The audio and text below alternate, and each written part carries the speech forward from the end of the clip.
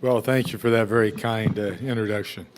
And boy, I'm not sure what to call this period of time. Is this like the Benadryl hour? This, have a great meal and then have to listen to some legislators. Holy cow! I don't know how you're going to do it. Hopefully, those Cokes are being passed around too. But anyway, it's really a pleasure for myself to be here. I want to certainly thank. The Utah Healthcare Information Management Society. I understand we have people from the Utah healthcare executives here. Any executives here? That's what I thought. They're all out golfing except for one in the back. But, one okay. No, but I'll speak about that in a minute. But we also have the Utah Nursing Informatic Network here as well. But it's a pleasure for us to be here. I think as legislators, we kind of take this job pretty seriously, despite what you might think of us, okay? And all of us, it's a citizens' legislature, so we have to work. So the laws we pass, we have to abide by. So if we pass a tax, we end up having to pay that tax. I didn't really understand it until I was elected that at least people within the departments of government really have great respect for us, and we appreciate that.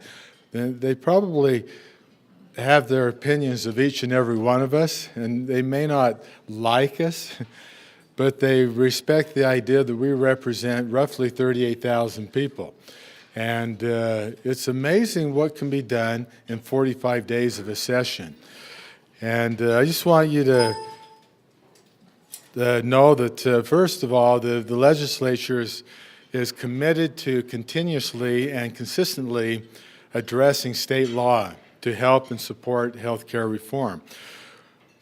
And also, the significant progress has already been made. I think in many ways we're ahead of the curve when it comes to healthcare issues in the states. Part of that's I think because we have a high representation of physicians in the legislature, which is extremely unusual. I don't know of any other state that even comes close. We have 5 physicians who serve in the legislature, 1 in the Senate and 4 in the House. When I first was elected, there hadn't been a physician in the House for 2 decades, okay? And I think we can bring a perspective that is unique because we're involved in the system. There are several benefits that I think we have in Utah. Many people talk about a term limitation, and we have Orrin Hatch, a great senator, and I try to tell people all the time, really the name of the game in politics is you want to rise in seniority. You get someone in seniority, all you need is a living, breathing person, and you have enormous power. And people say, well, we need that in the legislature. With our House, we turn over, or I should say, about 50% of the seats turn over about every 4 years. So really, what I see as a term limitation, we've like mastered it. Or you have, as constituents, have mastered the art of term limitation. But in many ways, I think we need to almost try to retain people. And I appreciate so much what many of the healthcare executives have done for me up in my area, up in northern Utah, to kind of help cover for me while I'm in the session. You know, they're always involved. They talk to me frequently. They're very supportive, and I would certainly encourage that for all of you as you interact with your legislators. The other fallacy I wanted to touch briefly is despite what you hear about our federal government, things really work very well across the aisles here in Utah. There's probably, maybe 10 votes in the entire year that are done on a partisan basis.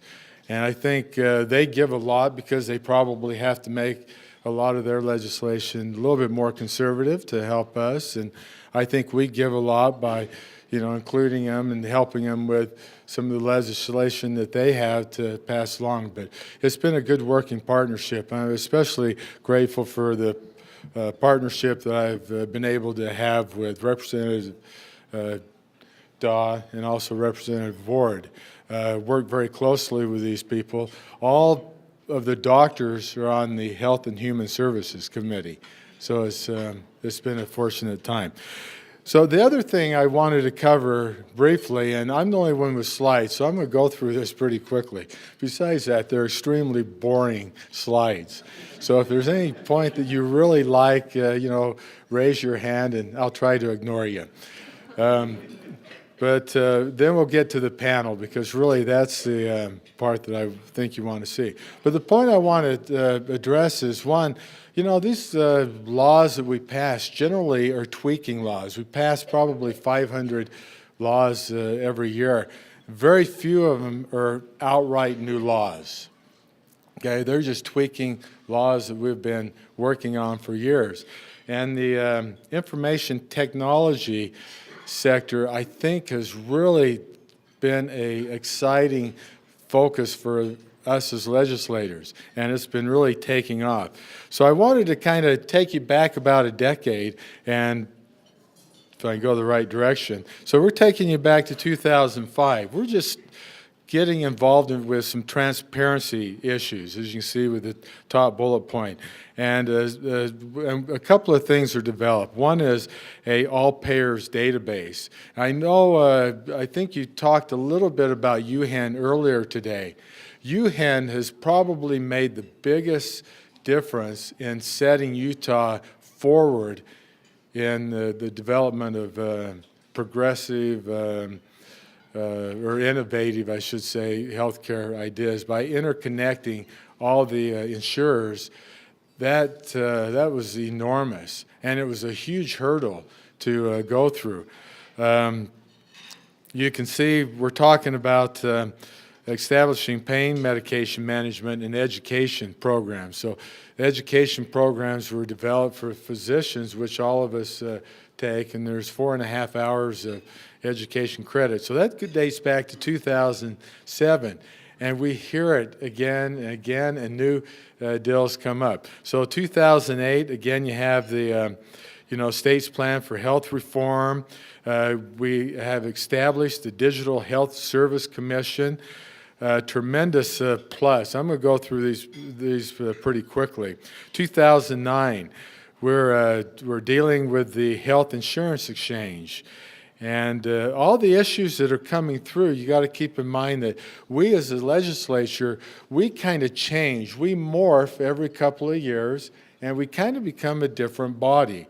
So when I first came into the legislature in 2011, it was it's a pretty conservative body, and probably pushing more to the right. Over time, that's changed, and we're, I think, more central-wise. But as a consequence, the legislation that we bring forward and tweak or change or move changes dramatically. A lot of emphasis on keeping private your personal data. And we have, I want to highlight, so 2012 is the first year that I'm in the body, basically, during a session. I came in 2011, but I'm given a bill, House Bill 25, and this is basically to bring the cheese together, and for people who are in the emergency room that need to have verification and to obtain their records when they're from another insurance company or organization. It was kind of a nightmare, but it seemed like a pretty simple bill to run.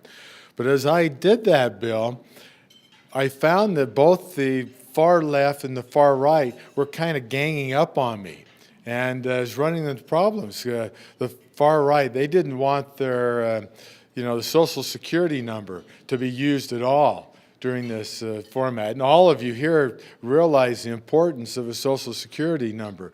Without question, the most important identifier to have to make sure you have that person in front of you think you do for the records. So keep in mind, everything kind of changes over time. And one thing that I think has really taken off is telehealth medicine.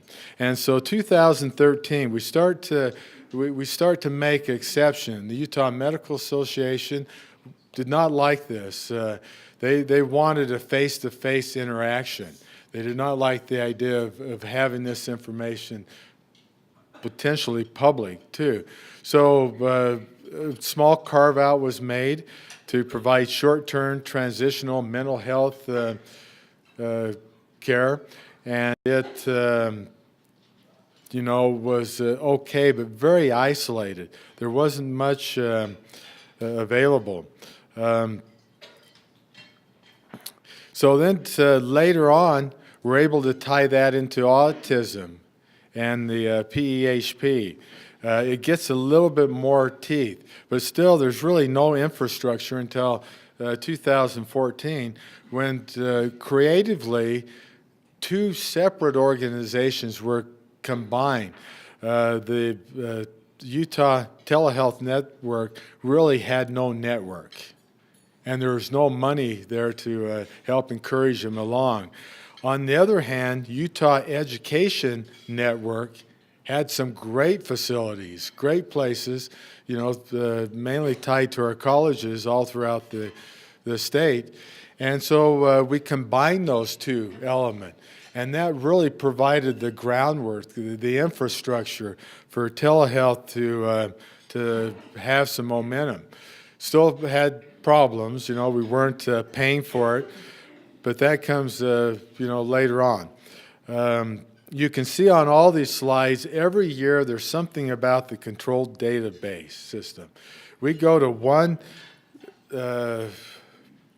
lengths where we want that information so private that you need a warrant to get to it.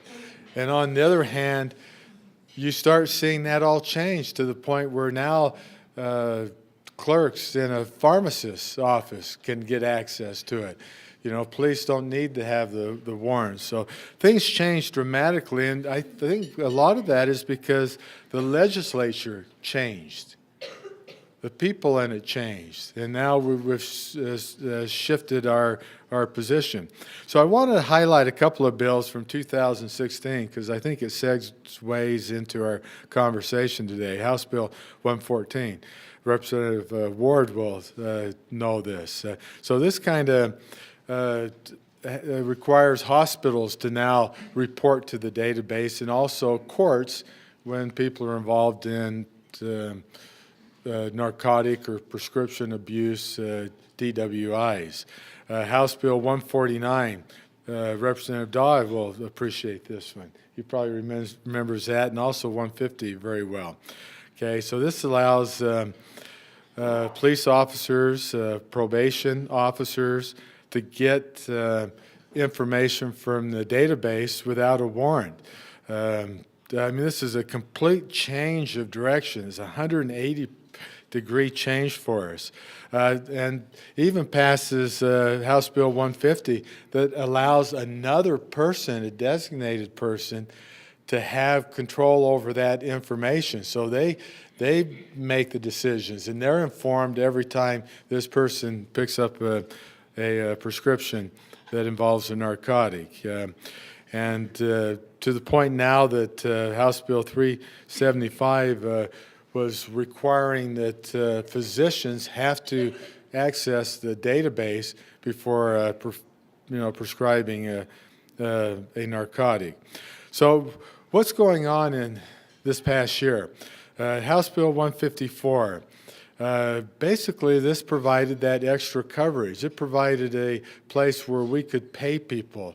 We brought PEHP on board with us, and other insurers in turn follow, that they would accept telehealth and allow patients to bill for that. A big change. You know, it required some guidelines for those providers in doing so. We have a bill involving the video cameras from police. And so if they're in a healthcare facility, they've got to give you notice. And it's also restricted protected records. House Bill 128. This is an interesting one I thought would be of interest to many of you. So your clinics, your organizations, when you report someone to a credit bureau, before you notify that credit bureau, you're now mandated to send that person a letter, or you can do it by text to verify that they have been notified of it. Again, these mandates, we never would have seen that 4 or 5 years earlier. House Bill 130. I'll let Representative Daw kind of talk about this. This is his bill. And so now we see marijuana or marijuana-like medications now kind of getting a toe in the door, but with strict limitations. And he'll probably want to talk a lot about that. House Bill 142 requires now many of your outpatient facilities, or if you have physicians inside of your facilities who are using sedation, they put that under the term conscious sedation before, which has always been pretty vague, but now you're going to have to report adverse events coming out of that due to some deaths that have happened. So now we're having the legislature kind of getting into your business a bit more. You know, we have online education modules that have developed this past year, in addition to the 4.5 hours that we had before.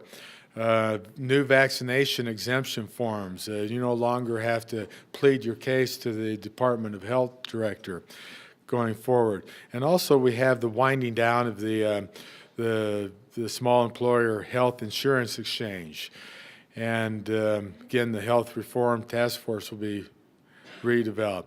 Now, there were a couple of failures I thought were of interest. One was House Bill 391, which was the death indignity bill. You probably have heard some aspects, or otherwise having a physician help in assisted suicide. 395, this one is the surprise medical bills, okay, and that's one that passed. Probably one of the reasons I was brought here today was a couple of bills that I had. One was a partial fill, which is a pretty simple one, so I'm not going to say a whole lot about it. But I've always thought this was really a great concept that we should have been doing in the past. Matter of fact, we kind of did do it when we had samples. Now that market's kind of dried up, where we could just give patients a couple of days full or a couple of week of prescriptions, say, hey, try this. If it helps you, you got a prescription, get it filled. But to use that with narcotics, someone like my case, I'm an ear, nose, throat, head, neck surgeon. Most of my people won't need the 2 weeks of a narcotic. So this way I can give them a couple of days, and if they do well, they don't take that bottle and stick it up in their medicine cabinet, which we all know is where a large percentage of the diversion of narcotics end up from our own house. So that was a fun bill to run. I also had one, the medical school graduation assistant physician licensure, kind of as a measure to help put some kids who have graduated from medical school, but for whatever reason, they had not been able to get into a residency program. And there's about 400 to 800 kids that fall into this category, so it's a large number, and they have no place to work, essentially. I mean, they can work, but not in medicine, not as a doctor. Well, the old model, the old general physician, he went to medical school, came out and opened up his his office, put a shingle on the door, and he was set to go. So this provided for an avenue for some of these kids that, really need some time to practice. And we tied it to rural Utah because we really need somebody out in some of those rural places to help us. So I'll leave that with you as is, and we'll probably move to the panel discussion. But again, I think I speak for all of us here. We're delighted to be here. We consider it an honor to be here, and also an honor to represent you as a healthcare industry. Thank you very much.